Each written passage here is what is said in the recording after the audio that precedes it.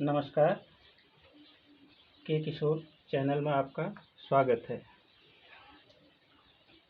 आज हम human digestive system यानी कि मानव पाचन तंत्र के बारे में अध्ययन करेंगे।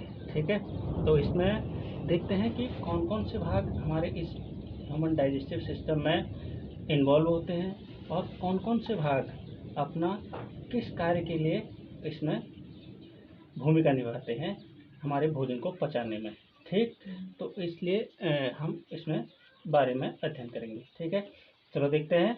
ये हमारी प्रोसेस कहाँ से शुरू होती है, यहाँ से देखो। ये हमारा माउथ है। ठीक, माउथ में हमारी तीन चीज़ें होती है। देखो, तीन चीज़ें क्या क्या होती है। एक इसमें टीथ होते हैं। ठीक हो गया, टीथ होते हैं। टीथ हमारे दांत, ये चार प्रकार के होते हैं: मोलर, प्रीमोलर, कैनाइन और इंसाइजर। ठीक हो गया। अच्छा, उसके बाद इसमें दूसरी चीज़ होती है। दूसरा चीज़ इसमें होती है टंग होती है, जीभ होती है। ठीक है, जीभ, जिसको हम सेंस ऑफ टेस्ट या स्वाद इंद्रिया भी कहते हैं। इसमें हमारे जो टेस्ट बड होते हैं वो होते हैं sweet, sour, salty, bitter and umami. ठीक हो गया।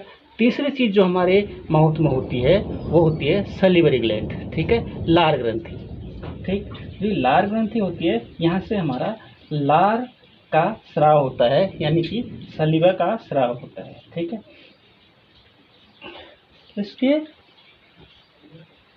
इसमें जो क्या होता है हमारा भोजन, अब इनका कार्य हम देख लेते हैं। कार्य कैसे होता है, जैसे दांतों ने हमारे भोजन को तोड़ा, दांतों ने भोजन को तोड़ा।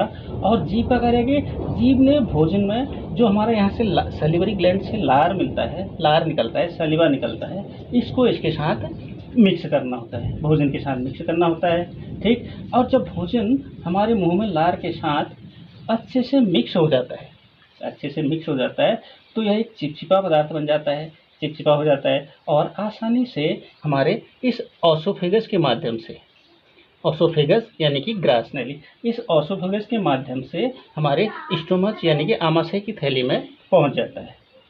ठीक हो गया। अच्छा, यहाँ पर ये जो हमारा सलीवा है, ये लार है, इसका एक कार्य और होता है। वो कार्य क्या होता है कि जो हमारे भोजन में जो स्टार्च होता है, मंड होता है, उसको ये ग्लूकोज के रूप में तोड़ता है। ठीक है, ग्लूकोज के रूप में तोड़ता है। अब यहाँ पर देखिए, जो ये स्टोमच है, स्टोमच में हमारा तीन चीज़ें होती हैं। स्टोमच में हमारी तीन चीज़ें होती है। ये स्टोमच है, ये जे आकार की होती है। देखो, मोटी परत से बनी एक थैली होती है। इसमें तीन चीज़ें होती है। तीन चीज़ें कौन कौन सी होती हैं, देखो। एक होता है इसमें म्यूकस। ठीक है, इसके इनर लेयर में म्यूकस होता है।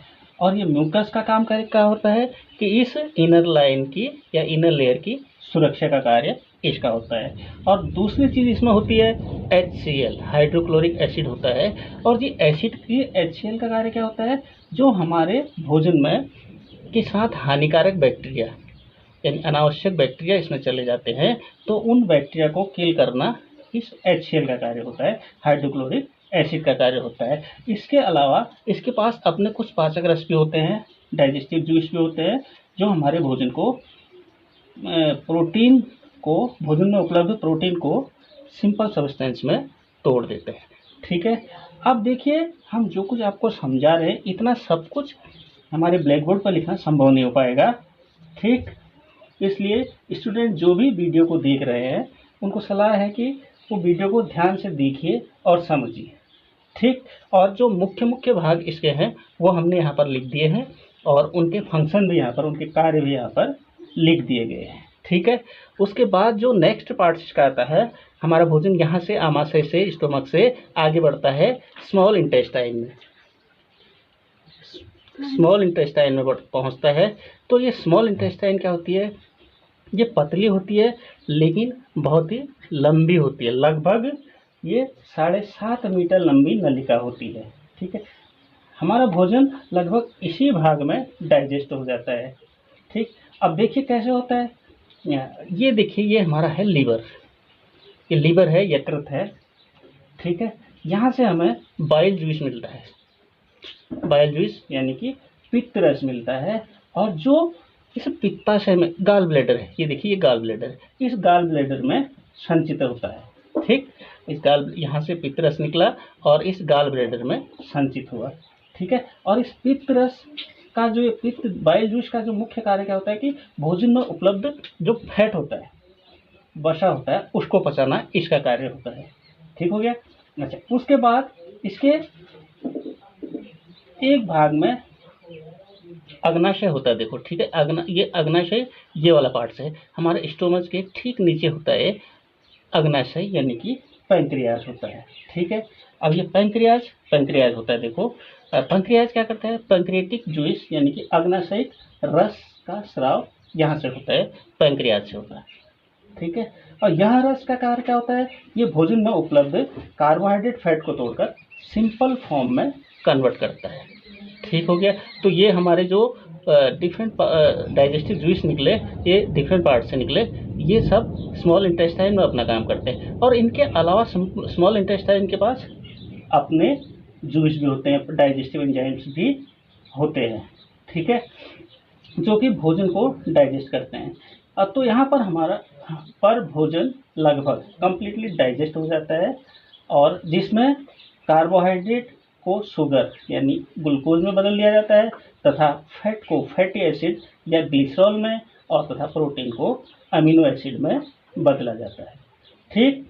अच्छा, उसके बाद आगे जब भोजन बढ़ता है हमारा, इसी स्मॉल इंटेस्टाइन की बात कर रहा हूँ मैं अभी, आगे हम लार्ज इंटेस्टाइन में नहीं पहुँचे, अभी स्मॉल इंटेस्टाइन की बात कर रहा हूँ।